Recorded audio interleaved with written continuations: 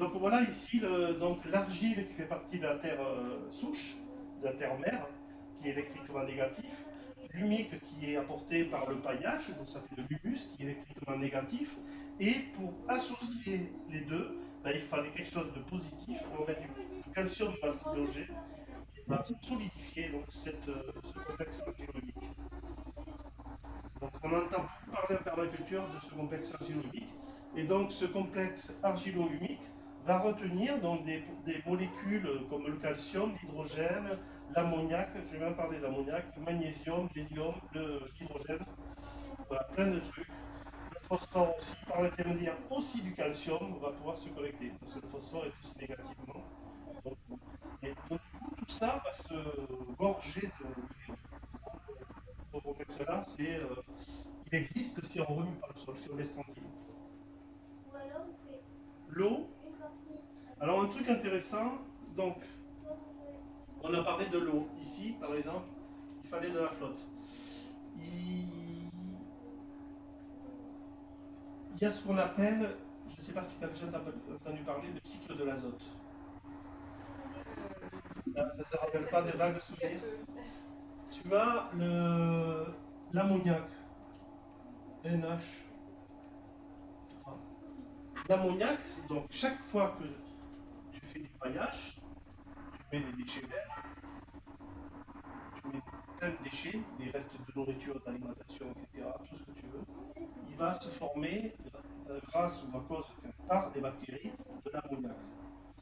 Cet ammoniac-là, en fait, est composé d'azote et c'est le début de la chaîne, le début du cycle de l'azote. Cet ammoniac-là va se transformer en nitrite, NO2, la nitrite. Donc c'est grâce à l'oxygène, c'est-à-dire plus NO2, grâce à l'oxygène, des bactéries qu'on appelle des nitrobactères, des nitrosomonas, peu importe. Il y a des bactéries qui vont transformer l'ammoniac en NO2, c'est-à-dire que l'azote va se fixer à NO2 et on va avoir plus de l'hydrogène. En fait. Voilà. Donc cet ammoniac-là, grâce à des bactéries et de l'oxygène, va se transformer en nitrite avec dégagement d'hydrogène.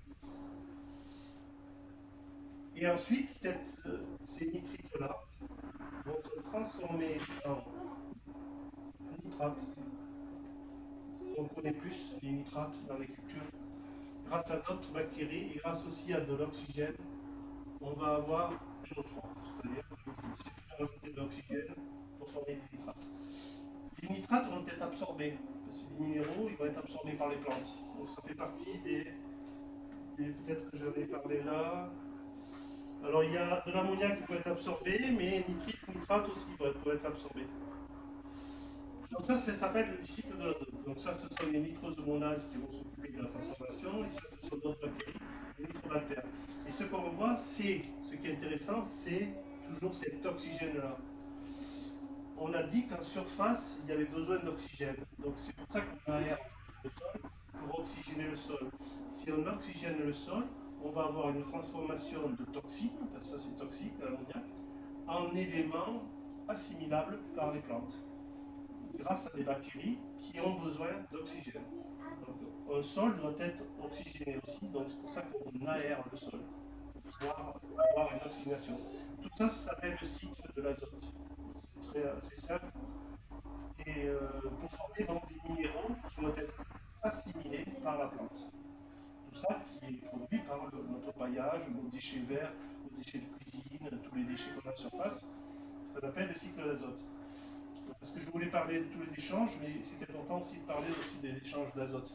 Et on parle souvent des légumineuses en particulier. Oui. Alors les légumineuses. Il me semblait que c'était l'azote de l'air. Alors, c'est un autre truc, on va parler ça tout de suite. Ici, on a une légumineuse, ce sont des haricots. Et si on voit bien, je ne sais pas si ça sera clair pour la vidéo, les boulettes là. Je ne sais pas si tu vois les boulettes, la vidéo. Voilà, tu vois les boulettes qui est en bas de la racine de haricots. Alors en fait, les légumineuses ont la faculté de prendre l'azote de l'air,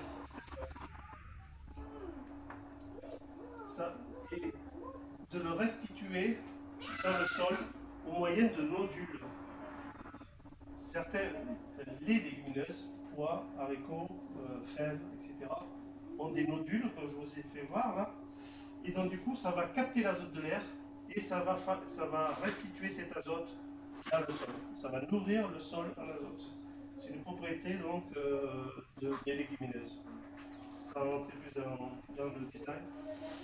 Pour finir, pour l'azote, je voulais dire un petit truc, c'est que est-ce que tu as une idée de à quoi ça sert l'azote pour le développement d'une plante? Parce que là j'ai parlé du cycle de l'azote, ok, j'ai parlé de l'azote, mais au niveau de la plante, au niveau de Je ça, ne sais plus si c'est pour la grandir. formation des fruits ou la formation des feuilles. Je sais plus. En fait, l'azote, ça va contribuer à faire des molécules plus complexes. Par exemple, ce qu'on peut trouver, c'est ce qu'on appelle azote plus hydrogène.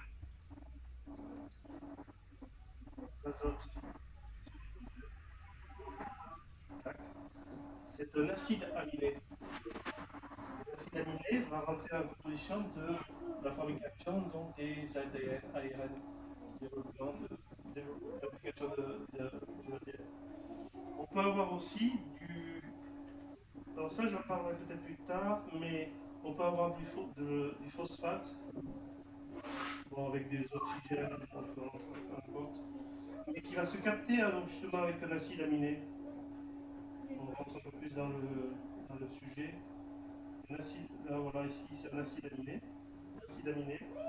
qui va se capter avec un orthophosphate. Tu sais ce que c'est? C'est un protide. On parle souvent des protides, des lipides, des ticatacata. C'est à base de l'acide aminé. Donc l'acide aminé qui arrive par l'azote en fait. L'azote d'hydrogène, un acide aminé qui va se lier avec le phosphate. Tout ça, les phosphates qui arrivent par la sève. Et donc il va faire une protide. Après, on peut avoir d'autres éléments, les lipides, etc. En fait, c'est des petits contextes comme ça. C'est ça qui forme une sève élaborée, c'est ça qui forme de la réplication d'ADN qui fait grandir la plante. C'est-à-dire qu'il y a certaines molécules qui vont être de plus en plus complexes. On va pas rentrer plus dans le détail. Et c'est intéressant de voir, tiens, c'est quoi qui fait quoi. Et donc, ça, je voulais, c'est important. Si on a un manque d'oxygène, au lieu d'avoir un cycle qui est vertueux, dans ce sens, il manque d'oxygène, on va relarguer dans l'air de l'azote. On va retrouver l'air. On va faire circuler l'inverse. Donc il est très important d'avoir toujours. C'est le mécanisme qu'on trouve dans l'eau aussi, dans les mares, dans les bassins naturels comme on a. Du coup, dans les bassins naturels, une piscine, si vous avez une mare naturelle, il faut toujours oxygéner l'eau pour justement avoir ce cycle dans ce sens-là. Et parce que si on a un cycle qui va dans l'autre sens, on va avoir d'autres bactéries qui sont par exemple des poisons en fait. Dans l'eau va croupir, etc. On va avoir des bactéries qui sont pas du tout intéressantes pour nager. Et du coup, on va avoir un cycle inverse. Donc, ce cycle de l'azote là, on le trouve dans l'eau. C'est tout ce qui est lié avec l'eau. Voilà ce que je voulais rajouter. Qu'est-ce que j'avais d'autre à dire? Là, je ne vais pas rentrer. Non, ça, je ne parlerai pas. Un truc, il faut 1 kg d'azote minéral pour former 6 kg de protéines végétales. C'est marrant. 1 kg d'azote minéral, 6 kg de protéines végétales. Enfin, ça, c'est quand on rentre plus dans la chimie. C'est pas le cours du jour. Alors, ça, c'est pas les lipides, ça, je ne vais pas en parler. Bon, le phosphate, en fait, ça rentre aussi dans l'ADN, la composition de l'ADN. On va pas en parler, l'ADN, l'ARN, qui est en fait, ce sont des phosphates qui sont connectés entre eux, avec bon, on va pas rentrer dans le détail, ça. Des bases. Ici, par exemple, on a des dessin dans notre cours de l'ADN en fait. On a le phosphate qui est en jaune. Et ici on a des bases qui vont s'associer pour former l'ADN. Ça, c'est les cours de bio. On va pas rentrer dans le détail de ça aujourd'hui. Si j'ai toujours des questions, je peux toujours rentrer dans les trucs, mais là, ça sert à rien. Ici, bon voilà, c'est tout ce que je voulais dire. Est-ce que tu avais d'autres questions par rapport à ces trucs-là ou autres d'ailleurs? Essayer de se relayer, mais on rentre vite. J'essaie de me calmer parce que je peux rentrer vite trop dans le détail. J'essaie de se relayer. Ce qui est intéressant, c'est quoi? De savoir qu'un paillage, c'est intéressant à avoir, c'est indispensable. D'aérer le sol, c'est super intéressant à avoir. Il faut de l'eau, justement, la plante. On a dit que 99% de l'eau arrive du sol pour faire la sève brute. Ça veut dire qu'il faut arroser le sol. Donc pourquoi je dis tout à l'heure qu'il faut arroser le sol? Parce que le sol va rentrer dans la sève brute en raison de 99%. Donc il y a besoin d'eau pour nourrir la plante en eau et pour après, grâce au soleil, fabriquer du sucre. Donc l'eau, c'est indispensable. Ensuite, on va avoir besoin de paremer le sol pour fabriquer ce complexe argileux. Et c'est grâce à ce complexe argileux qu'on va retenir des minéraux qui vont nourrir la plante. Donc, du coup, le sol, on le laisse tranquille. On paille, on le laisse tranquille. Il va faire son œuvre grâce à les verts qu'on a vu, les champignons, les bactéries, les vers de terre, les vers de terre, eux, qui vont absorber l'humus, l'argile, tout ça, qui va mélanger tout son l'estomac et qui va faire du caca. Le caca, c'est justement le complexe argile, c'est le caca de vers de terre. De la terre. Une terre stable, c'est du caca des vers de terre, en fait. Si on va aller vraiment à la rapidité. Donc, on peut savoir aussi que donc, les racines des arbres se connectent à ce mycélium, donc du coup, on ne va pas labourer. On peut avoir aussi donc, les légumineuses qui vont pomper l'azote du sol. Donc c'est bien de planter des légumineuses parce qu'on va nourrir le sol en azote tout seul. Non seulement on va manger des haricots, des petits pois ou des fèves, mais en plus ils vont nourrir notre sol en azote. Et cet azote-là qui est indispensable pour fabriquer toute cette chimie-là, qui est indispensable aussi pour plein d'autres raisons. Aussi d'avoir beaucoup de plantes va pouvoir absorber le gaz carbonique, le dioxyde de carbone. Donc c'est bon pour la planète puisqu'on va aussi fabriquer de l'oxygène. Donc avoir beaucoup d'arbres, beaucoup de plantes, beaucoup de buissons chez soi, ça favorise l'absorption de ce CO2, donc qui est un gaz à effet de serre, donc qui va être favorable pour la planète. Voilà, petit